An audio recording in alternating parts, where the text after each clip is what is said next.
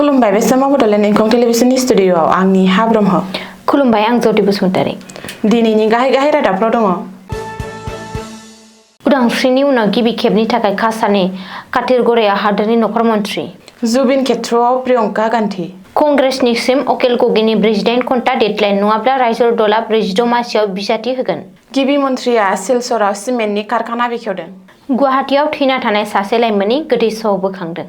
गुवाहाटीआव 3 आइजो सिखाव हमजादों। हाग्रामा महिलारिया क'क्राझाराव मेडिकेल कलेज आरो हस्पिटालाव मेटारनिटि एन्ड चाइल्ड हेल्थ विं बेखेवदों।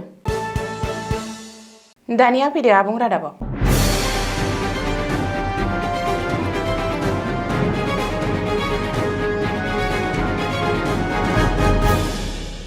नै साननि हाबाफारि लानानै आसामाव फैदों मिरुनि नखर मन्थ्रि अमित शाह। दिनै फुंनि 10 रिंगायाव सिलचरनि कुम्भीरग्राम बिरखं गाथोनाव लेन्डिं खालामदों अमित शाहनि बिरखंआ। मख'नो गोनांदि हादरनि उदांस्रिनि उनाव भारत हादरनि नखर मन्थ्रिया काछार जिल्लानि काटेगरा ओनसोलाव दावबायगोन आरो नातानपुराव प्राइभेट भिलेज प्रग्रामाव बाहागो लागोन। काटेगरा ओनसोला भारत बांलादेश सिमायाव दं। हादरनि नखर मन्थ्रिया काटेगरा ओनसोल दावबायनायखौ लानानै ओनसोलनि सुबुंफोरनि गेजेराव रंजानायनि दोहौ। बबेखानि हादरनां सिमा ओनसोलाव दासिमबो गोबां जेंनाफोर दं, जेरै गोजौ सोलोंथाइ फसंथान, देहा फाहामसालि, दै जगायनाय, दैबानानि जेंना, हान्थामेलानि राहा आरो दारिमिनारि फसंथानफोर। मिरुनि सासे गोजौ थाखोनि दैदेनगिरिया नातानपुर दावबायफैनायाव सिमायारि ओनसोलाव जौगाखांनाय गोख्रोंसिन जागोन होननानै ओनसोलनि सुबुंफोरा आसा थिदों।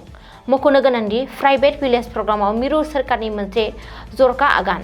बेनि थांखिया हादरनां सिमा ओनसोलनि गामिफोराव इनफ्रास्ट्राक्चार जौगाखांनाय होनाय आरो समाज जिउनि गुनखौ जौगाहोनाय। 2022-23 मायथाइनिफ्राय 2028-29 मायथाइसिम बे हाबाफारिनि थाखाय 6,839 कौटि रां गनायथि होनाय जादों। पाकिस्तान आरो चीनजों नांजाबनाय सिमाफोराव प्राइभेट भिलेज हाबाफारियाव गोबाव समनिफ्रायनो सोलिगासिनो दं।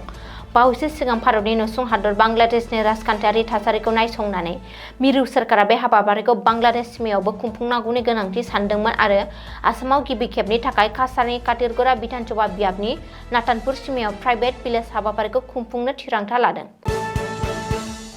गाहाय मन्थ्रि नरेन्द्र मदि आरो नखर मन्थ्रि अमित शाहया मावि खामानिखौ मावदों। आसाम दावबायनाय कंग्रेसनि दैदेनगिरि आरो एमपि प्रियंका गान्धीया दिनै फुङाव सनापुराव थानाय जुबिन खेत्र एबा जुबिनखौ जोबथा बिदाय होनाय थावनियाव दावबायदों। गाहाय मन्थ्रि आरो नखर मन्थ्रि अमित शाहया जुबिन गार्गनि जिउ गोमानायनि उनाव गोबां खेब आसामाव फैबायब्लाबो जुबिन खेत्रआव नुजाथिहैयाखै। सुलुङाव फोरमायथिनाय बादिब्ला प्रियंका गान्धीया दिनै फुङाव जुबिन खेत्रआव दावबायनानै जुबिन गार्गनो गावनि सिबिनायखौ होयो आरो जुबिन खेत्रआव दान्दिसे सम बारहोयो। लोगोसे जुबिन गार्गखौ लाना रावबो राजखान्थि खालामनो नाङा, जुबिन गार्गखौ रावबो राजखान्थियाव बाहायनो नाङा होननानै प्रियंका गान्धीया खावलायो आरो जुबिन गार्गआ राजखान्थिनि बेसेबा गोजौआव होननानै बुङो। बबेखानि जुबिन गार्गआ आसामनि रायजो राजाफोरनि गारांमोन। जुबिना आसामबासिनि आमाय थुख्ल' जिउमामोन। बिनि मेथाइया मोजां मोननाय आरो खौसेथि दंमोन, गावस्रानाय गैयामोन। बेनिखायनो जुबिननि रुंसारि जानायाव आसामबासिया गाबदोंमोन। आं राजखान्थि खालामनो थाखाय जुबिन खेत्रआव फैयाखै। जुबिन खेत्रआव फैनाया आंनि गोलाव समनिफ्रायनो लुबैनायमोन होननानैबो बुंदों प्रियंका गान्धीया। प्रियंका गान्धीया जुबिन खेत्र दावबायनाय समाव आसाम प्रदेश कंग्रेस कमिटिनि आफादगिरि गौरब गगৈ, जितेन्द्र सिंह, देबव्रत शइकिया आरो गोबांसा दैदेनगिरिफोरा बाहागो लाफादोंमोन। मख'नो गोनांदि प्रियंका गान्धीया दिनै 11:40 रिंगायाव गावनि आसाम दावबायनायखौ फोजोबनानै दिल्ली फारसे रावना होफिनो। रायजो दलनि आफादगिरि आरो शिबसागरनि एमएलए अकिल गगैया कंग्रेसनो फिन डेडलाइन होदों एबा सम खानानै होदों। अकिल गगैनिफ्राय कंग्रेसनो 48 घन्टानि डेडलाइन होनाय जादों। गोरोबथा खालामनाय आरो मासि रानलायनायनि सायाव बे डेडलाइनआ। मिथिनो हानाय बायदिब्ला फैबाय थानाय 48 घन्टानि गेजेराव गोरोबथा खालामनाय आरो मासि रानलायनायनि सायाव थांखि लानो थाखाय कंग्रेसनि सम थिनानै होदों अकिल गगैया। नङाब्ला रायजो दलआ निजायै मोन 46 मासियाव बिजाथि होगोन आरो बिसायख'थि गेलेगोन होननानैबो अकिल गगैया हुमखि होदों। बबेखानि 48 घन्टानि गेजेराव कंग्रेसआ फिननाय होनांगोन। कंग्रेस रायजो दलनि गेजेराव गोरोबथाया जामारोब्ला रायजो दलनो मोन 15 मासखौ हगारना होथारनांगोन। गोरोबथा खालामनायनि आसायाव नेबाय थानायनि गोसो हमथानाय गैलिया। आं गुबुन बाथ्राखौ मिथिया, आं बिसायख'थिनि थाखाय आबुङै थियारि होनना बुंनानै अकिल गगैया कंग्रेसखौ जोबथा हुमखि होदों। मख'नो गोनांदि बे 48 घन्टानि गेजेराव कंग्रेसआ गोरोबथाखौ थि खालामनांगोन, बियाबफोरखौ रानलायनांगोन आरो रायजो दलनो मोन 15 मासि होनांगोन। नङाब्ला रायजो दलआ मोन 46 बियाबाव निजायै बिजाथि होगोन होननानै मावख'आरि महरै फोसावदों अकिल गगैया। आसामनि दारिमिनारि बिथिङाव गाहाम खौरां बराक सेरफांनि काछार जिल्लायाव 640 कौटि रां खाथायनानै गोदानै लुफुंजानाय स्टार सिमेन्टनि कारखानाखौ गिबि मन्थ्रि डक्टर हिमन्त बिश्व शर्माया बेखेवबाय। काथिगारानि बुरुंगायाव गायसनजानाय बे सिमेन्ट कारखानाखौ शुक्रबारखालि गिबि मन्थ्रि डक्टर हिमन्त बिश्व शर्माया बेखेवनानै होयो। बोसोराव 20 लाख मेट्रिक टन सिमेन्ट दिहुननो हानाय गोहोजों बे सिमेन्ट कारखानाया थोंजोङै आरो खेंसालियायै सा 600 खामानि मावग्राफोरनो खामानि होगोन। मख'नो गोनांदि एडभान्टेज आसामनि फिथाइ महरै बराक सेरफांनि बे गिदिर सिमेन्ट कारखानायाव स्टार सिमेन्टआ दिहुनथायखौ जागायदों होनना गिबि मन्थ्रि डक्टर हिमन्त बिश्व शर्माया बुङो। बे सिमेन्ट फेक्टरिनि गेजेरजों बराकआव गाहाय दारिमिननि दरखं बेखेवनाय जादों होनना गिबि मन्थ्रि डक्टर हिमन्त बिश्व शर्माया बुङो आरो बेनि थाखाय गिबि मन्थ्रिया स्टार सिमेन्टनि बिबानगिरिफोरनिसिम साबायखर होयो। बराकनि उनाव स्टार सिमेन्टआ जरहाटआव सिमेन्ट कारखानाखौ गायसननो थांगासिनो दं होननानैबो गिबि मन्थ्रिया बुंदों। रिपर्ट बादिब्ला स्टार सिमेन्टआ लाइसेन्स मोननायनि बोसोरसेनि गेजेरावनो दिहुनथायखौ जागायदों।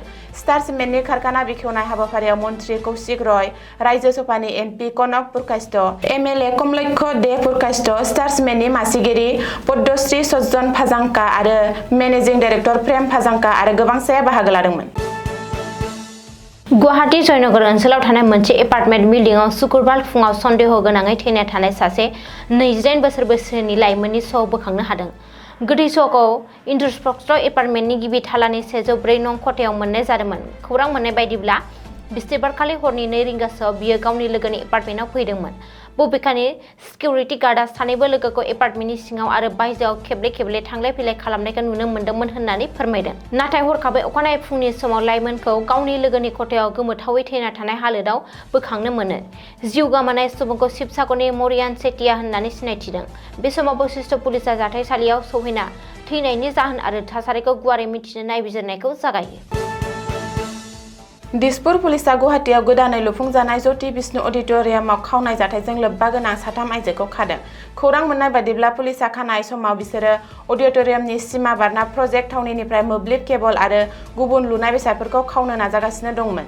बे जाथायाव हमजानाय आइजोफोरा फारियै मनुरा बेगम, आजिरुल नेसा आरो रुहिमा बेगम। रिपर्ट बादिब्ला बिसोर 3आ बृहस्पतिबारखालि सिखाव खावनायनि थांखियै अडिटोरियामाव हाबदोंमोन। नाथाय जायगानि गोख्रों सिकिउरिटिफोरा हमनानै पुलिसनि आखायाव गथायनानै हरो। बेनि उनाव पुलिसआ बिसोरखौ सोंनाय फिन्नाय खालामना नेमखान्थि बादियै शुक्रबारखालि बिजिरसालियाव दिन्थियो आरो जाथायनि बागै नायबिजिरनो जागायो। बिटिसिनि गाहाय मावफुं सोद्रोमा हाग्रामा महिलारिया क'क्राझार मेडिकेल कलेज आरो देहा फाहामसालियाव मेटारनिटी आरो चाइल्ड हेल्थ विं बेखेवदों।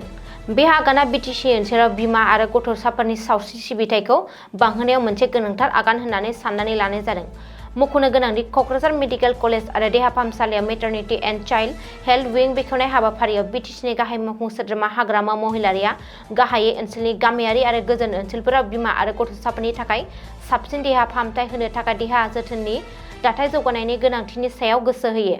बबेखानि बे हाबाफारियाव बिटिसिनि सावस्रिनि बिफाननि मावफुं सोद्रोमा देरहासात बसुमतारी, क'क्राझार मेडिकेल कलेजनि गोरायुं doctor Atul Chandra Boro', joint director doctor Nilu Kumar Brahma, senior अफिसारफोर, डक्टरफोर, सावस्रि मावफारियाफोर आरो जायगानि सुबुंफोरा बाहागो लादोंमोन। गोदानै बेखेवजानाय विंआ बिमाखौ जोथोन लानाय, जोनोम जागोदान खुदियाखौ सिबिथाय होनाय आरो गथ'फोरनि सावस्रिनि सुबिदाफोरखौ जौगाहोगोन आरो बेरामिफोरखौ जुनिया फाहामथायनि थाखाय जिल्लानि बायजोआव थांलाय फैलाय खालामनो गोनां जानायखौ खमायगोन होनना मिजिंथिनाय जादों। दिनैनि रादाबा एसेनोसै। गोजोन्थों।